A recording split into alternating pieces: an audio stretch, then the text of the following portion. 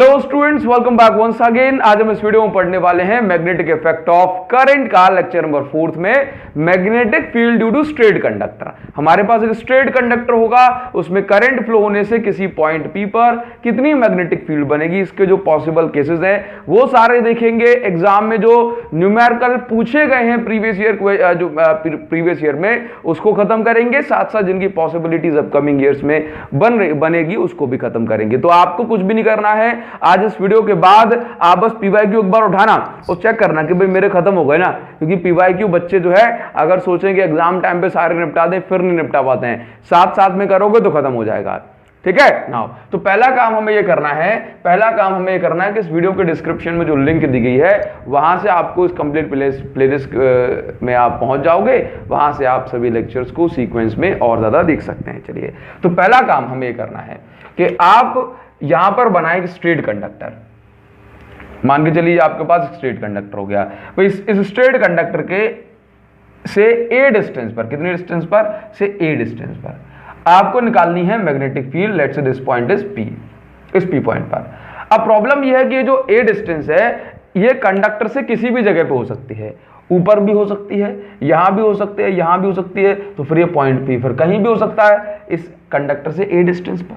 तो फिर हमें इस पॉइंट पी को स्पेसिफाई करना है, फिक्स करना है, इस पॉइंट पी की लोकेशन को एकदम फिक्स करना है। तो कैसे करना पड़ेगा, बोले इस पॉइंट पी को एंगल के साथ मेंशन कर दो। सो दिस एंगल इज φ1 या फिर φ2। ठीक है, बोले एंगल के साथ क्यों, क्योंकि देखो अगर ये डिस्टेंस आपने कहा कि भाई पॉइंट पी यहां पर है, तो इस पॉइंट पर जो है डिस्टेंस तो ए हो जाएगी, लेकिन ये वाला एंगल और ये वाला एंगल बराबर नहीं होगा, इसलिए एंगल के साथ अगर हम इसको फिक्स कर देंगे तो ये बहुत अच्छी बात होगी। इसी तरह से हमने नीचे से, इसके नीचे से जो है एंगल दिखाया, दिस एंगल इज φ2। चलिए, तो हमने मान लिया कि भाई ये वाला एंगल हमने φ1 शो किया, ये वाला एंगल हमने φ2 शो किया। Clear now.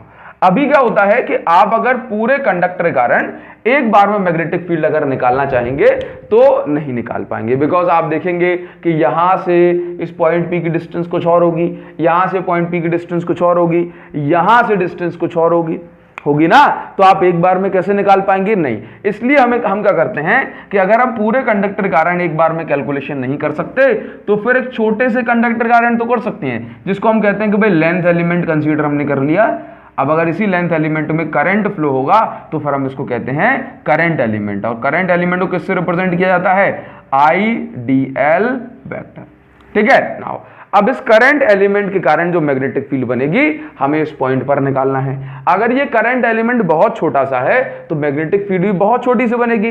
डीएल के कारण जो मैग्नेटिक फील्ड बनेगी उसको कहेंगे डीबी, और इस डीबी का इंटीग्रेशन कर देंगे तो हमें ओवरऑल कंडक्टर के कारण मैग्नेटिक फील्ड मिल जाएगी। अब देखो, जैसे हमने इस पॉइंट पी को बताया वैसे हमें ये बताना पड़ेगा कि भाई हाँ जी, कि जो डीएल है, ये जो डीएल है इसकी लोकेशन कितनी है, या ये कहां पर है एग्जैक्ट, इसकी भी तो लोकेशन बतानी पड़ेगी। तो आपने कहा कि भाई इसकी लोकेशन है एल। कहां से, भाई इसका सेंटर मान लो O, और इस O से ये वाली जो डिस्टेंस है डीएल, इसको हमने क्या माना, इसको हमने क्या माना, से दिस इज ये जो दूरी हो गई वो एल हो गई। अब यहां से देखो, ये जो एंगल आप देख रहे हो यहां पे, इस एंगल को डीएल के साथ बनने वाला एंगल और इस आर वेक्टर के साथ बनने वाला एंगल, आपने इसको कहा थीटा और इसको कहा आपने फाई। ठीक है नाउ, इसका थोड़ा सा नाम जो है इसकी नेमिंग कर देते हैं भाई, ओ ए और ये पी हो गया। ठीक है नाउ, तो आपने क्या क्या बता दिया कि देखो जरा ध्यान से देखो, इस ओ से लेके पी तक की डिस्टेंस है ए, इस ओ से लेके डीएल तक की डिस्टेंस है एल।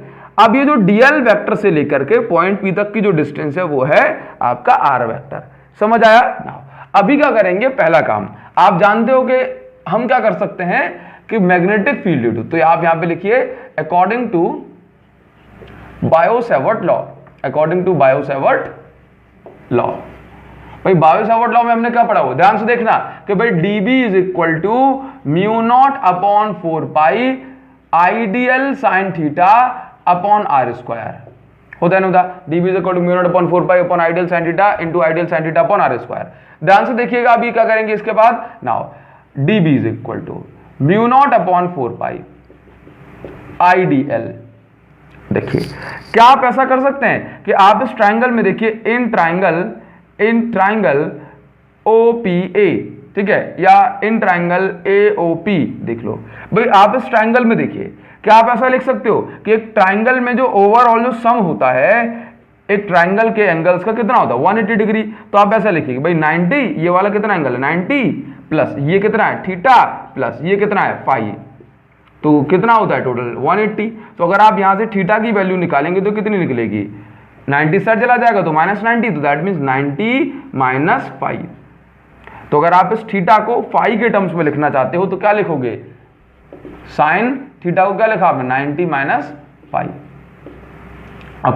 अपॉन में है आर स्क्वायर।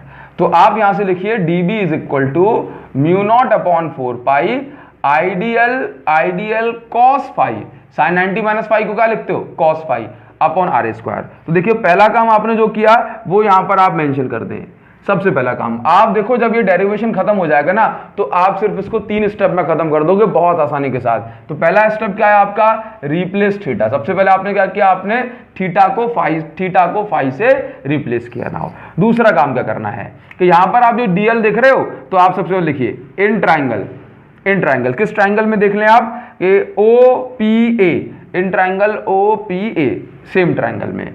तो आप यहां पर देखिए क्या आप ऐसा लिख सकते हो, देखो अगर मैं वर्क कर रहा हूं OPA में, दैट मींस मेरा जो एंगल है फाई है, क्या एंगल माना मैंने फाई, तो अगर फाई के लिए देख रहा हूं ये फाई है 90 डिग्री, तो इस फाई एंगल के लिए ये हो जाएगा बेस, ठीक है, जिसके साथ फाई और 90 दोनों बनते हैं उसको बेस कहा, और ये हो जाएगा मेरा परपेंडिकुलर, ठीक है ना। तो ध्यान से देखिए क्या मैं ऐसा लिख सकता हूं कि tan phi is equal to क्या होता है परपेंडिकुलर अपॉन बेस, तो ये L अपॉन A हो जाएगा, L अपॉन A।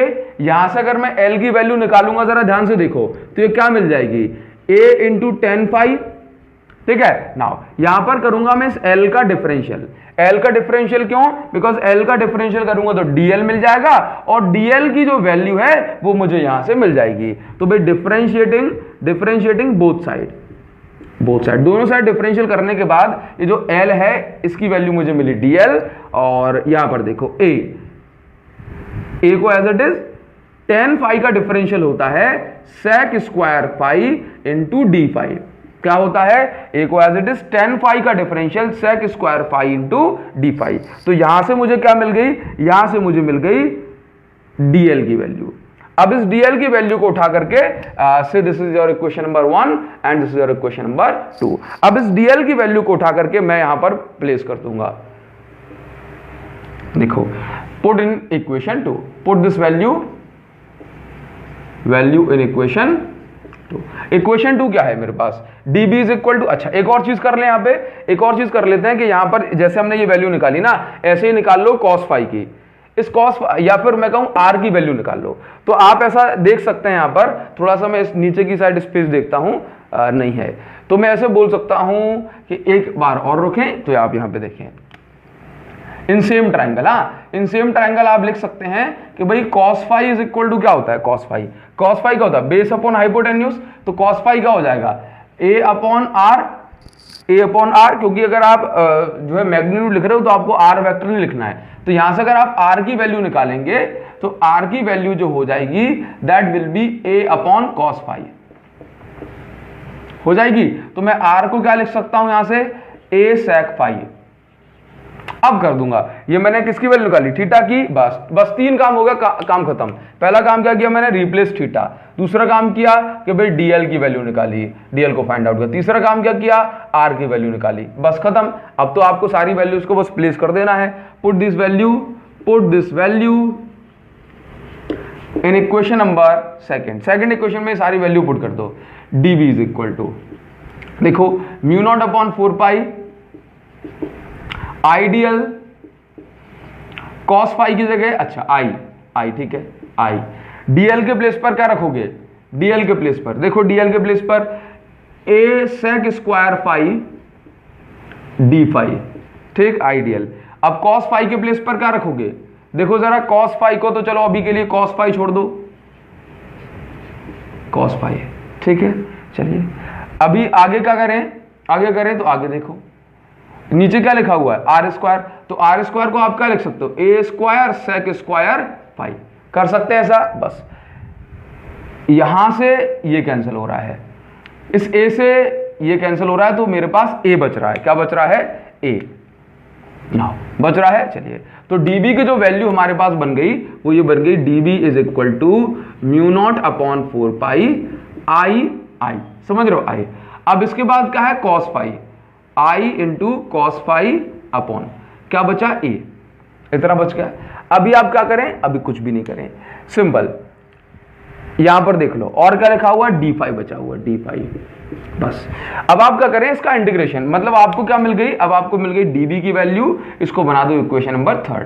तो आप क्या करें? Mu not I upon 4 pi A into में है आपका कॉस फाई, तो कॉस फाई डी फाई का इस पूरे का करेंगे इंटीग्रेशन। तो आप यहां पे लिखिए integrating both side, integrating both side. चलिए तो अभी देखो dB का इंटीग्रेशन करोगे इज इक्वल टू, यहां भी इंटीग्रेशन साइन लगाया mu not I upon 4 pi ए और ये हो गया आपका कॉस फाई डी फाई। देखना जरा, यहां पर हमें एक्चुअल में लिमिट पुट करनी है। क्या पुट करनी है? लिमिट। यहां पर इंटीग्रेशन कहां से कहां होगा? तो देखिए लिमिट जो हम पुट करेंगे that will be from -φ1 to +φ2। -φ1 से लेके +φ2 तक हमें इस एंगल को पुट करना है। देखिए जरा, -φ1 क्यों? बिकॉज ये आप देख रहे हो ना नीचे की साइड है, ये ऊपर की साइड है। जैसे कभी ऐसा भी तो हो सकता था कि ये वाला एंगल 45 डिग्री और ये वाला एंगल 45 डिग्री, तो आप लिमिट कहां से कहां तक रखते? तो आपको लिमिट रखनी पड़ती -45 से +45 तक, तभी तो ये पूरा कंडक्टर कवर होता। अगर आप सिंपल ये रख देते कि 45 से 45 तक की लिमिट है तो कैसे पता पड़ता? तो फिर पूरा कंडक्टर कैसे जो है एंगल में कवर होता है ना। चलिए, तो ये इसका फिजिकल मीनिंग है। बाकी आप जो है वो लोग एंटी क्लॉकवाइज क्लॉकवाइज मानकर भी एंगल को माइनस प्लस बता सकते हो, है ना। तो आप यहां पे क्या लिखें? ये हो गया आपका लिमिट कहां से कहां तक? मतलब -φ1 से लेके +φ2 तक। दैट मीन्स आपको पूरे कंडक्टर को कवर करने के लिए आपको लिमिट कहां से कहां तक लगानी पड़ी? -φ1 से लेके +φ2 तक। अभी क्या करें आप? मैं इसको थोड़ा सा हटा दे रहा हूं और आगे बढ़ेंगे इसमें थोड़ा। देखिए जरा, इसमें सारे केसेस अपन को समझना बहुत ज्यादा जरूरी है। तो अभी dB का इंटीग्रेशन होगा तो क्या बनेगा? dB का इंटीग्रेशन होने के बाद आप यहां पे देखिए म्यू नॉट आई अपॉन 4 पाई, ये तो बाहर आ जाएगा। चलिए, कॉस फाई का इंटीग्रेशन होता है साइन फाई, और इंटीग्रेशन होने के बाद डी फाई हट जाता है और जो लिमिट आ गई वो आ गई -φ1 से लेके +φ2 तक।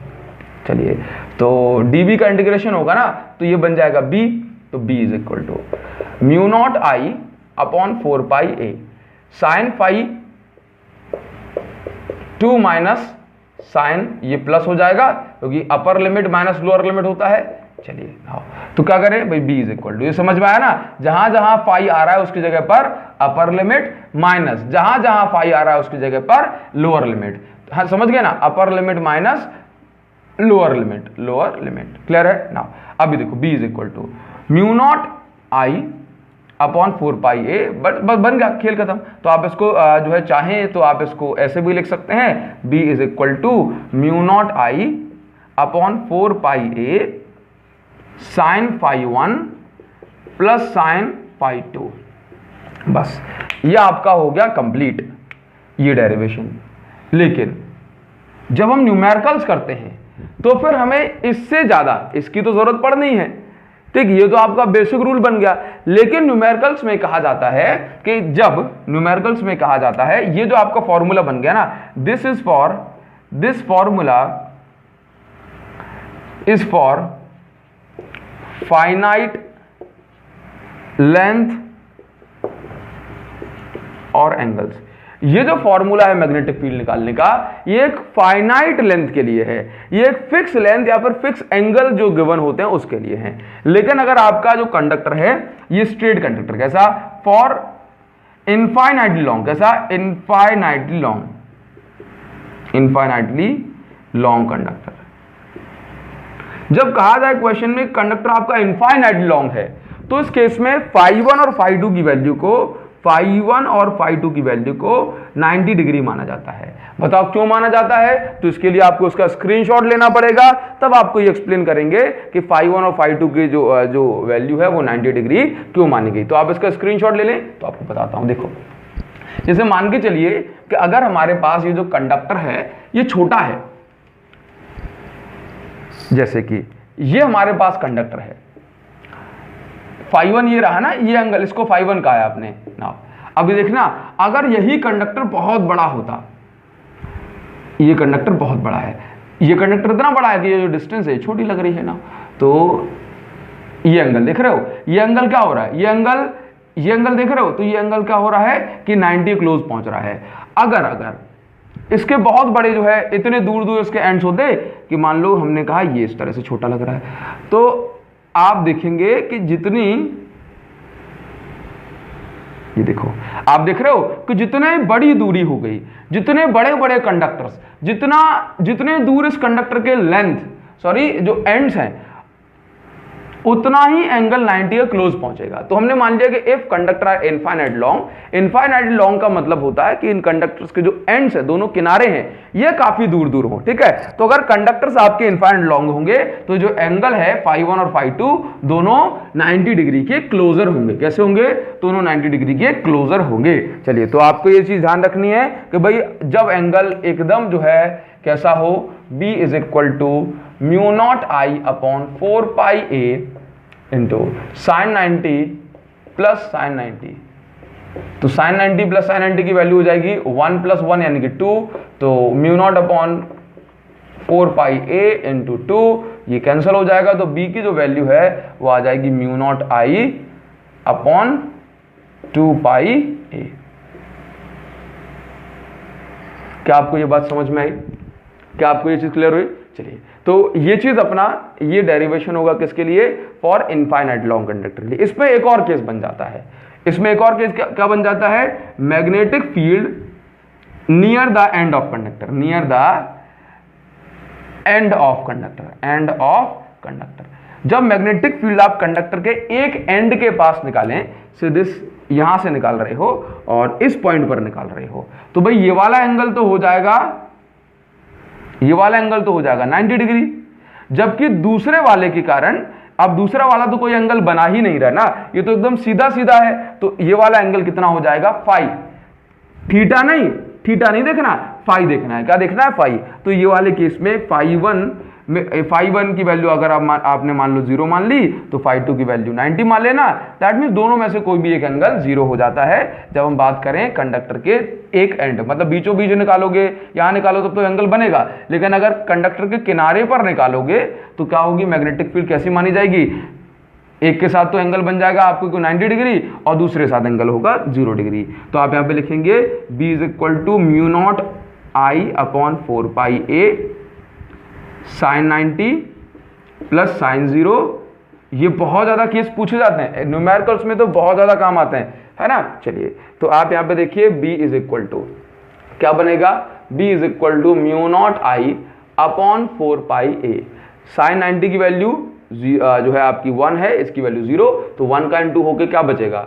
सेम बचेगा। तो ये क्या निकल के आ गई? ये निकल के आ गई magnetic field near the end. क्या? Near the end. अच्छा, अभी देखो इस पे न्यूमेरिकल कैसे पूछे जाते हैं, और न्यूमेरिकल में हमेशा एक बात याद रखनी है, अगर वो आपसे कह दे, अगर आपसे कह दे कि भाई इनफाइनाइटली लॉन्ग कंडक्टर के लिए निकालना है, तो मैग्नेटिक फील्ड अपन जो है डायरेक्ट जो है एंगल 90 डिग्री पुट कर देंगे, ठीक। लेकिन अगर आपसे कहा जाए कि लॉन्ग कंडक्टर के लिए निकालना है, तब भी उस केस में आपको जो कंडक्टर को इनफाइनाइटली लेंथ या इनफाइनाइट लेंथ वाला मानना होता है, चाहे कहे इनफाइनाइट लॉन्ग कंडक्टर या फिर कहे सिंपल लॉन्ग कंडक्टर। तो उस केस में φ1 φ2 की वैल्यू को आप 90 डिग्री ही रखते हैं। तो अगर मैं इसको कंक्लूड करूं तो फिर क्या होगा कि भाई आपका मेन फॉर्मूला है, जब 90 डिग्री कहा जाए तो इसका 4 पाई a का आधा कर देना है, मतलब इनफाइनाइट लॉन्ग के लिए, और जब नियर द एंड निकालनी है इनफाइनाइट लॉन्ग के लिए तो mu not I upon 4 pi a रहने वाला है। तो आप इसका स्क्रीनशॉट ले लो, इस पर जो न्यूमेरिकल बनेंगे उसको हम करते हैं। बड़ा ही सिंपल सा क्वेश्चन है, इसको तो करना ही आपको, लेकिन आपको बता दें कि आज की इस वीडियो में हम सिर्फ प्योर स्ट्रेट कंडक्टर वाले क्वेश्चंस करेंगे। नेक्स्ट वीडियो जो आएगी उसमें रिंग वाले क्वेश्चंस आपको मिलेंगे, जिसमें कॉम्बिनेशन होगा स्ट्रेट कंडक्टर के साथ। वो क्वेश्चन बहुत इंपॉर्टेंट है, आज हम उसको इसलिए नहीं कर सकते बिकॉज हमने मैग्नेटिक फील्ड टू रिंग को नहीं पढ़ा है, ठीक है ना। तो अभी देखिए, तो अगर मैं आपसे कहता हूं कि along straight wire AB carries current I, a proton P travels with speed v parallel to the wire at a distance d from it, in a direction opposite to the direction of current as shown in figure. Now what is the force experienced by proton, what is its direction? That means आपके पास एक wire given है, इस wire के पास में d distance पर एक proton given है, ये प्रोटॉन वायर के ऑपोजिट डायरेक्शन में बट पैरेलली जो है आगे बढ़ रहा है विद स्पीड v। तो आपको इस प्रोटॉन पर लगने वाला फोर्स बताना है और इस फोर्स की डायरेक्शन क्या होगी ये बताना है। तो पहली चीज, इस प्रोटॉन पर फोर्स क्यों लगेगा? बिकॉज इसके पास में करंट कैरिंग कंडक्टर रखा हुआ है।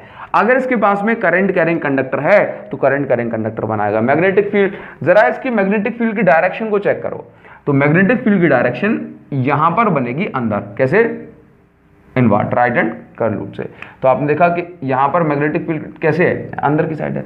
तो अगर मैग्नेटिक फील्ड नीचे है, मैग्नेटिक फील्ड नीचे है, प्रोटॉन का मोशन जो हो रहा है ये नीचे हो रहा है, तो मैं क्या करूंगा? फ्लेमिंग लेफ्ट हैंड रूल से मैग्नेटिक फील्ड अंदर, प्रोटॉन नीचे, थंब जा रहा है राइट साइड। तो इस प्रोटॉन पर जो फोर्स लगेगा, ये तो मैग्नेटिक फील्ड है, इस प्रोटॉन पर जो फोर्स लगेगा ये फोर्स जो होगा ये क्या है? Away from the wire. कैसा है? Force away from the wire, away from the wire, जिसको आप एन कैप से भी दिखा सकते हो। नाउ अभी आपको निकालना है what is the force experienced by proton. तो भाई हमने डायरेक्शन तो निकाल दी, away from the wire, proton पर कितना फोर्स लगेगा ये भी हमें निकालना है। कैसे निकालोगे? तो बड़ी सिंपल सी बात, प्रोटॉन क्या है? चार्ज है जो कि मूव कर रहा है। तो हमने पढ़ा हुआ है भाई F is equal to Q V B sine theta.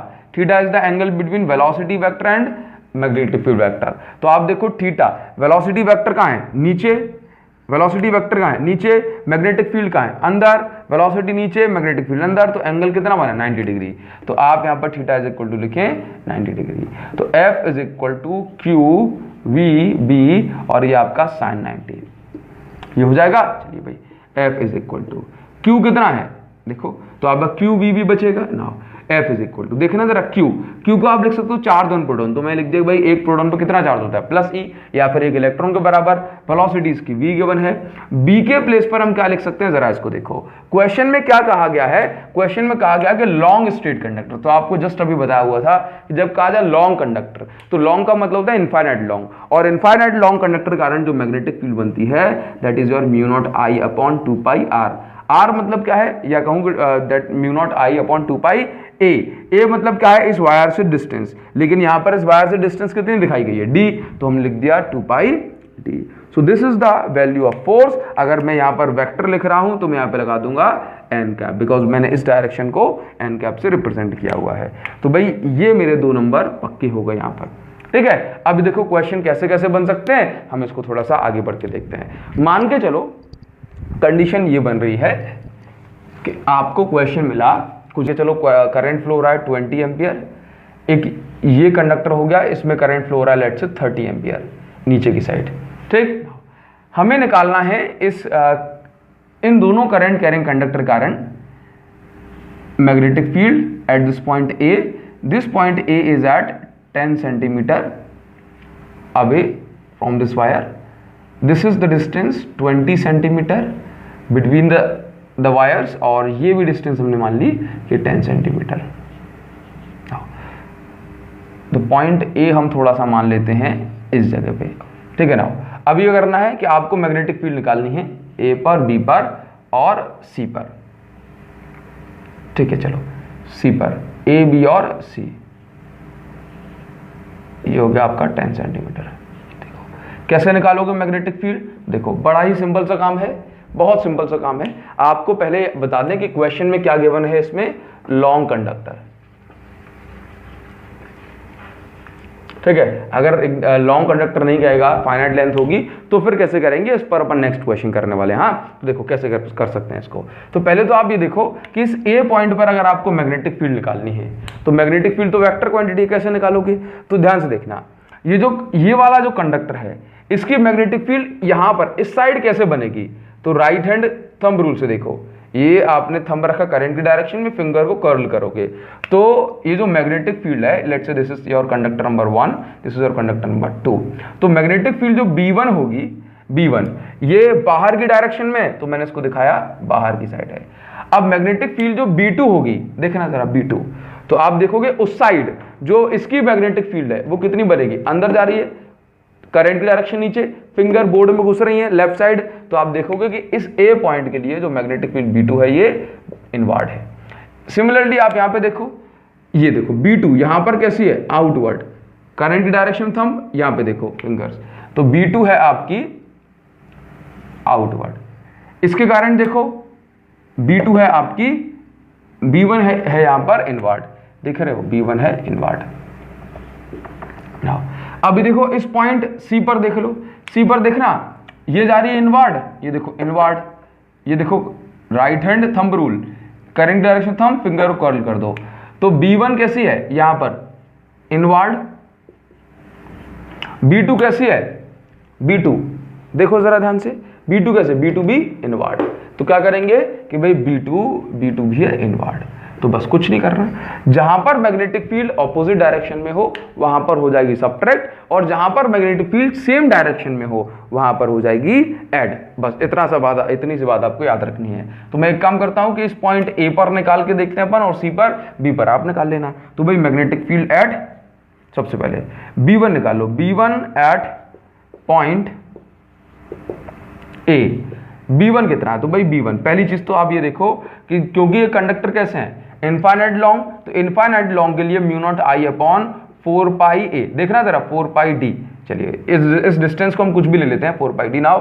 तो अब ये sin 90 plus sin 90, because conductor कैसा कहा गया है, इनफाइनाइटली लॉन्ग, तो एंगल 90 होता है, तो यहां से ये 2 होता है, 1 + 1 2 हो गया, और 2 से ये कैंसिल हो गया, तो डायरेक्ट अपन 2 पाई डी या 2 पाई ए या 2 पाई आर लगा देते हैं। तो मैं यहां पर क्या लिखूंगा, म्यू नॉट आई अपॉन ये हो गया आपका 2 पाई ए, लगा दो, ठीक है ना।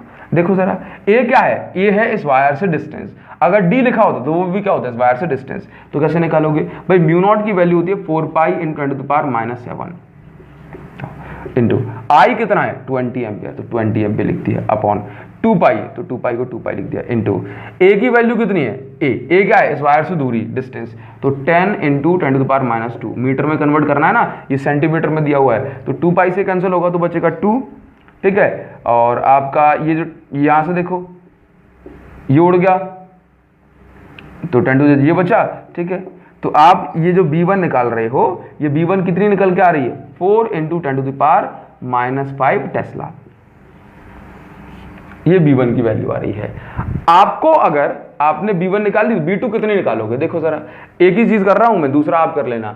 B2 कितनी निकलेगी, तो B2 कैसे निकालोगे, B2 भाई आउटवर्ड है, तो B2 के लिए आपको चेक करना है कि ये जो डिस्टेंस होगा mu not I upon 2 pi ए, तो म्यू नॉट की वैल्यू हो जाएगी 4 पाई × 10⁻⁷, आई की वैल्यू ये वाले कंडक्टर में कितनी फ्लो हो रही है 30/2 पाई इंटू, जरा चेक करो, क्योंकि अगर अपन B2 निकाल रहे हैं इस पॉइंट पर, तो फिर ये जो डिस्टेंस है ये वाली इस कंडक्टर से डिस्टेंस लेनी पड़ेगी ना, जो कि है 20 + 10 30 सेंटीमीटर, तो आप यहां पे लिखेंगे 30 × 10⁻² मीटर, ठीक है ना। तो यहां से 30 से 30 कैंसिल हो गया, 2 पाई से ये बचा, चलिए तो आपका ये जो B2 आ जाएगा, ये आ जाएगा 2 × 10⁻⁵ टेस्ला। तो अगर आप इस ए पॉइंट पर नेट मैग्नेटिक फील्ड निकालेंगे, B net at A point कितनी हो जाएगी, कर दो B1 - B2, जो बड़ा है उसमें से माइनस कर दो, कोई दिक्कत नहीं है। तो आप देखिए B1 की वैल्यू कितनी है, B1 की वैल्यू कितनी है 4 × 10⁻⁵ टेस्ला माइनस 2 × 10⁻⁵ टेस्ला,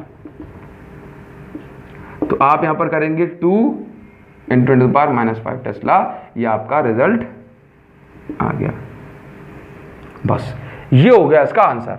अभी आपको काम करना पड़ेगा, B1 निकालोगे यहां पर, B2 निकालोगे यहां पर, दोनों ही केस में B1 = mu not I upon 2 पाई, दोनों ही केस में, क्योंकि अगर आप इस पॉइंट C पे निकाल रहे हो तो ये वाली डिस्टेंस कितनी मानी जाएगी 10 सेंटीमीटर, ये वाली कितनी 10 सेंटीमीटर, तो 2 पाई ए की प्लेस पर रखना 10 सेंटीमीटर, आंसर आ जाएगा, ठीक है। ये वाले से के कारण भी जब मैग्नेटिक फील्ड निकालोगे तो कितना रखोगे 10 सेंटीमीटर, आंसर आ जाएगा, ठीक है ना। ये बात हो गई, क्लियर हुआ, क्या ये क्लियर हो गया आपके पास ना। तो बस इसके बाद अपन क्या करेंगे, दूसरा क्वेश्चन। तो सी पॉइंट पर, बी पॉइंट पर आप मैग्नेटिक फील्ड निकालो और कमेंट सेक्शन में कमेंट कर देना। मैं उम्मीद करूंगा कि आप इसका कमेंट जरूर करेंगे। अब देखिए नेक्स्ट क्वेश्चन जो आपको मिल गया वो कुछ इस तरह से है कि मान के चलिए कि ये हमारे पास एक स्क्वायर है, ठीक है, ये स्क्वायर है। स्क्वायर की साइड जो गिवन है आपको वो गिवन है 2a। से दिस इज ए बी, या इसको से कहते हैं A B B C D, ठीक। करंट इसमें फ्लो हो रहा है एंटी क्लॉकवाइज डायरेक्शन में। कैसे? एंटी क्लॉकवाइज डायरेक्शन में। कितना करंट फ्लो हो रहा है? I। तो आपसे कह दिया गया भाई find magnetic field eight point O which is at centre. बस ये आपको गिवन है। अब आपको मैग्नेटिक फील्ड कैलकुलेट करनी है। कैसे करेंगे जरा ध्यान देना। इसके बाद हम 2 क्वेश्चन और करेंगे, आपके कॉन्सेप्ट एकदम क्लियर हो जाएंगे। देखो कैसे करेंगे, बड़ा ही सिंपल सा काम है कि आपको पहली चीज, क्या ये गिवन है कि ये लॉन्ग कंडक्टर है? क्या लॉन्ग कंडक्टर है? क्या ये ऐसे कंडक्टर हैं जिनकी लेंथ इनफाइनाइटली लॉन्ग है? नहीं, क्योंकि इनकी साइड तो आपको गिवन है, बोलो कितनी? 2a है। तो क्या करना पड़ेगा? देखिए जरा, देखो तो आप क्या करेंगे, अगर ये लॉन्ग कंडक्टर नहीं है तो एंगल होगा इनके बीच में। हाँ, यहाँ पर φ1 और φ2 की कुछ वैल्यू होनी चाहिए। तो क्या करेंगे, तो आप एक एक करके निकाल लो। से मान के चलो कि आपने निकाला है ए बी के कारण, तो देखना, चलो अगर आपको ये समझ में आता है ऐसे तो ए डी के कारण निकाल लो। वैसे तो आप चाहे ऐसे निकालो चाहे ऐसे निकालो, एक ही बात है। तो आप क्या करें भाई, ए डी के कारण मैग्नेटिक फील्ड निकाल लेते हैं यहाँ पे, ठीक ना। देखें तो कैसे करोगे। पहली चीज ये आपका डी हो गया, तो ये आपका पूरा कंडक्टर है, तो यहां से लेके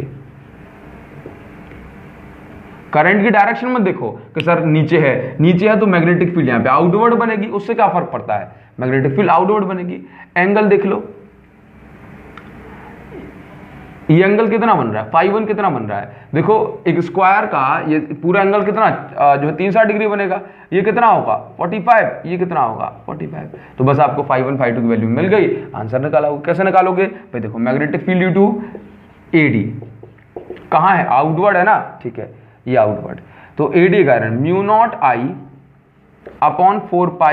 ये देखो अगर ये पूरा 2a है, यहां से लेके यहां तक पूरा 2a है, तो ये कितना होगा a, तो μ0I अपॉन 4π a इंटू ये कितना हो जाएगा sine 45 plus sine 45 μ0I upon 4π a। Sine 45 की जगह 1/√2 प्लस 1/√2 μ0I अपॉन 4π a, ये 2/√2। 2 से ये कैंसिल हो गया तो क्या बचा 2π। तो यहां पर आ गया आपका μ0I अपॉन 2π इंटू ये आपका। अच्छा अपन इसको ऐसे भी कर सकते हैं, ऐसे भी कर सकते हैं कि अगर हम इसको 4π के टर्म्स में ही लिखना चाह रहे हैं तो आप इसको, ठीक है कोई दिक्कत नहीं है, चलो ठीक है, इसको 2/√2 लिख दो बस, ठीक है कोई बात नहीं। तो यहाँ पर ये कैंसिल हो गए, ये आपका आ जाएगा b डी टू AD, इसको आप नाम दे दें कि भाई ये 1/√2 of μ0 upon 2π, μ0I upon 2π a, ये आपका आ गया AD। बस अब देखो ये इसमें भी करंट डायरेक्शन, अगर इसके कारण देखोगे तो मैग्नेटिक फील्ड आपको जो है आउटवर्ड मिलेगी, इसके कारण देखो फिर भी मैग्नेटिक फील्ड आउटवर्ड, और उसके कारण देखो फिर भी मैग्नेटिक फील्ड आउटवर्ड। तो आप अगर यहां पर चारों साइड की मैग्नेटिक फील्ड की बात करें तो magnetic field due to square, complete square will be 4 times of magnetic field due to AD। ऐसा हो जाएगा तो बस आपका 4 into magnetic field due to AD के कारण मैग्नेटिक फील्ड कितनी हो जाएगी, तो ये मैग्नेटिक फील्ड हो जाएगी आपकी 1/√2 ऑफ μ0I अपॉन 2π a। बस अब आप इसको सॉल्व करना चाहें तो आप इसको कैसे भी सॉल्व कर सकते हो, अदरवाइज आप इतना लिख के छोड़ दोगे, आपका आंसर आ जाएगा।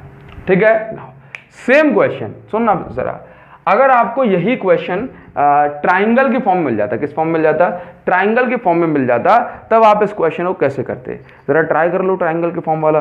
ठीक है, 2 क्वेश्चन अभी अपन और करेंगे, एक ट्राइंगल और एक बड़ा ही सिंपल सा क्वेश्चन जो कि जैसे बन के आएगा वैसे बच्चों को थोड़ा सा परेशान कर देता है।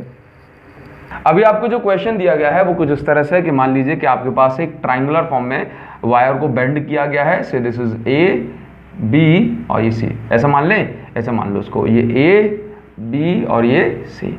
आपको निकालना है इस पॉइंट ओ पर मैग्नेटिक फील्ड।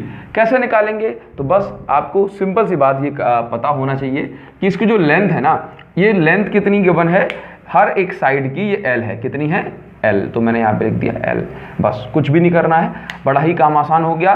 क्या करेंगे, इस पॉइंट ऊपर निकालना है। तो अगर मुझे एंगल पता पड़ जाए तो बहुत अच्छी बात बन जाए। तो कैसे करेंगे, देखिए जरा, इसका जो सेंटर है तो जो है कैसे एंगल कैलकुलेट कर सकते हैं। तो आप देखते हो कि जो पूरा, अगर आप इस इक्विलेटरल ट्राइंगल के अंदर एंगल चेक करेंगे ये वाला, तो साइक्लिक आपका ऑर्डर से ये आपका पूरा 360 डिग्री होता है। तो अगर ये पूरा 360 डिग्री है तो ये कितना बनेगा, तो ये आपका बन जाएगा ओनली 120 डिग्री। 120 में से ये 60 डिग्री कहलाएगा और ये 60 डिग्री कहलाएगा।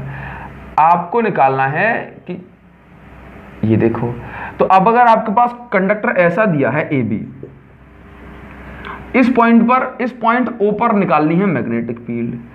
एंगल आपको φ1 और φ2 दोनों की वैल्यू कितनी मिल गई, φ1 और φ2 दोनों की वैल्यू कितनी मिल गई, 60 और ये 60 मिल गई ना। अब ये करना है, अभी अगर आपको ये पता पड़ जाए कि ये जो ए है ये कितना है, तो काम बन जाएगा। ये तो पता ही है कि ओवरऑल ये कितना है, कंप्लीट कितना है, ये एल है। इस कंडक्टर की लेंथ टोटल कितनी है, एल, तो ये कितनी हो जाएगी, l/2 और ये कितनी हो जाएगी, l/2। अब देखिए, मतलब ये आपकी l/2 और ये आपकी l/2। ठीक, अगर मुझे ये पता पड़ जाए कि लेट्स से इसको मैं नाम दे देता हूं OD, OD कितना है, तो OD क्या होता है मेरा, A, ये A होता है, तो बस मेरा काम बन जाएगा। देखना जरा, B due to AB will be mu not I upon 4 pi A into sine 60 plus sine 60, ये हो जाएगा। चलिए, मुझे बस A पता पड़ जाए तो काम बन जाएगा। ये देखना A, यहां पे इसको दिखा देता हूं मैं, ये A मुझे पता है कि भाई ये देखो 60 और ये, तो आपका ये बेस कहलाएगा, ये परपेंडिकुलर, तो मुझे परपेंडिकुलर पता है, बेस निकालना है। तो परपेंडिकुलर अपॉन बेस क्या होता है, tan थीटा, तो tan 60, थीटा कितना है 60, तो tan 60 की वैल्यू कितनी है, √3। अब देखिए परपेंडिकुलर कितना है, l/2। नाउ बेस कितना है, परपेंडिकुलर अपॉन बेस क्या होता है, l/2 इंटू बेस हो जाएगा a। तो अगर आप यहां से वैल्यू निकालेंगे a की, तो this a will be, a यहां चला जाएगा, तो l/2 √3, बस काम खत्म, पैसा हजम।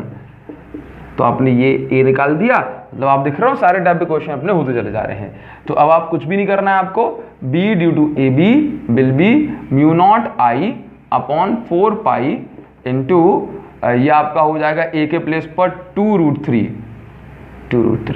ठीक है ना। बस, तो अभी आप क्या करें, अभी आपको सिंपल सा इतना काम करना है कि साइन 60 प्लस साइन 60 की वैल्यू कितनी होती है, साइन 60 की वैल्यू होती है √3/2, देखो √3/2 प्लस √3/2, तो कितना हो जाएगा, 2√3/2 हो जाएगा। चलिए, इस 2 से U2 कैंसिल हो जाएगा, √3 से √3 कैंसिल हो जाएगा। क्लियर। तो आप ये देखते हैं कि magnetic field to AB will be mu not I upon 8 pi. Clear. अब अगर AB के कारण यहां पर आउटवर्ड बनी है, यहां भी जो है आपकी आउटवर्ड बनेगी, तो जो टोटल मैग्नेटिक फील्ड होगी that will be 3 times of AB। तो B is equal to 3 into mu not I upon 8 pi. Clear है, बस ये आपका जो है आंसर हो जाएगा। ठीक, आपको इस कंडक्टर से 4 सेंटीमीटर और इस कंडक्टर से थोड़ा सा मुझे छोटा लेना चाहिए इसको, ठीक है ना। इस पॉइंट पर ये जो पॉइंट P है, ये वाले I2 से, दैट मीन सेकंड वाले कंडक्टर से ये 3 सेंटीमीटर दूर है और फर्स्ट वाले कंडक्टर से ये 4 सेंटीमीटर दूर है। तो आपको गिवन है 2 infinitely long conductor carrying current 1.5 ampere and 2 ampere respectively find magnetic field at point P। बस आपको इस P पॉइंट पर मैग्नेटिक फील्ड निकालनी और इस P पॉइंट की हमने डिस्टेंस दी हुई है। तो क्या करोगे, हाँ इसमें कंफ्यूज मत हो जाना कि मैग्नेटिक फील्ड जो है ये फर्स्ट वाला कैसे बना रहा होगा, सेकंड वाला कैसे बना रहा होगा। बस इतना देख लो कि फर्स्ट वाले की मैग्नेटिक फील्ड यहां पर कैसे बन रही है P पॉइंट पर। करंट फर्स्ट वाले कंडक्टर में से this is your conductor number 1 and this is your conductor number 2। तो फर्स्ट वाला जो कंडक्टर है इसमें मैग्नेटिक फील्ड जो बन रही है, ये करंट ऊपर तो मैग्नेटिक फील्ड इस पर इनवर्ड बनेगी, ये इनवर्ड मैग्नेटिक फील्ड, ठीक है ना। इसमें करंट ऐसे जा रहा है तो मैग्नेटिक फील्ड सेकंड वाले के कारण भी इनवर्ड बनेगी, तो दोनों मैग्नेटिक फील्ड इनवर्ड बनेगी। बस इतना देख लो। तो अगर आप रिजल्टेंट मैग्नेटिक फील्ड निकालोगे तो ऐड कर दोगे बस दोनों को, ठीक है ना। तो फर्स्ट वाले कारण जो मैग्नेटिक फील्ड बनेगी ये देखना। तो B1 is equal to mu not I upon 2π A। देखो आप इसी को A कह रहे हो, आगे बढ़ोगे तो 2π R भी कह दोगे, 2π D भी कह दोगे, लेकिन बस आपको पता होनी चाहिए 2π के साथ है क्या। ये जो A है या R है या D है, ये इस कंडक्टर से परपेंडिकुलर डिस्टेंस को कहा जाता है, ठीक है ना। तो mu not I upon 2π A, ये क्यों कहा, बिकॉज ये जो फॉर्मूला है ये इनफाइनाइटली लॉन्ग कंडक्टर के लिए है और यही तो कहा है टू इनफाइनाइट लॉन्ग कंडक्टर। तो पहले B1 निकाल लो। B1 कैसे निकालोगे, म्यू नॉट की वैल्यू 4π × 10⁻⁷, I की वैल्यू फर्स्ट वाले में कितनी है 1.5, तो 1.5 एम्पियर अपॉन 2π इंटू A की वैल्यू कितनी है, A की वैल्यू है आपके, देखो फर्स्ट वाले कंडक्टर से जो A है 4 सेंटीमीटर, तो 4 × 10⁻², ठीक है। मीटर में कन्वर्ट करना है, ये आपका 2 आ गया और ये आपका ये 2 हो जाएगा और कैंसिल करोगे तो 0.75 हो जाएगा। चलिए तो 0.75 इंटू 10⁻, कुछ और तो नहीं बच रहा है, -7 टेस्ला। ये आपकी B1 निकल के आ गई। B2 निकालोगे तो कितनी निकलेगी जरा चेक कर लो। देखो जरा, ये सब कुछ सेम रहेगा, फॉर्मूला सेम लगेगा, mu not I upon 2π A। Mu naught की वैल्यू कितनी है 4π × 10⁻⁷, I की वैल्यू कितनी है, आप देखो जरा 3 सेंटीमीटर अपॉन 2π को 2π, A की वैल्यू कितनी है, एक मिनट, I कितना फ्लो हो रहा है 2 एम्पियर, चलिए, और A की वैल्यू है 3 × 10⁻²। अच्छा 10⁻² कैंसिल करोगे तो ये आ जाएगा 0.75 × 10⁻⁵ आ जाएगा ना। देखो ये आपका 2 बचा है, 10⁻⁵ बचा है, तो B2 इज इक्वल टू आ जाएगा ये आपका 4/3 × 10⁻⁵, ठीक है।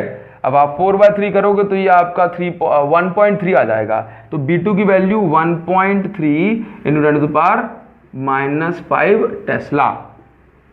बस भाई, अब आप देखो B is equal to B1 plus B2 कर दो, तो B1 की वैल्यू जो है 0.75, B2 की वैल्यू इतनी है, तो ये आपका 2 पॉइंट, ये आपका अप्रॉक्स 15 आ जाएगा, 2.15 × 10⁻⁵ टेस्ला।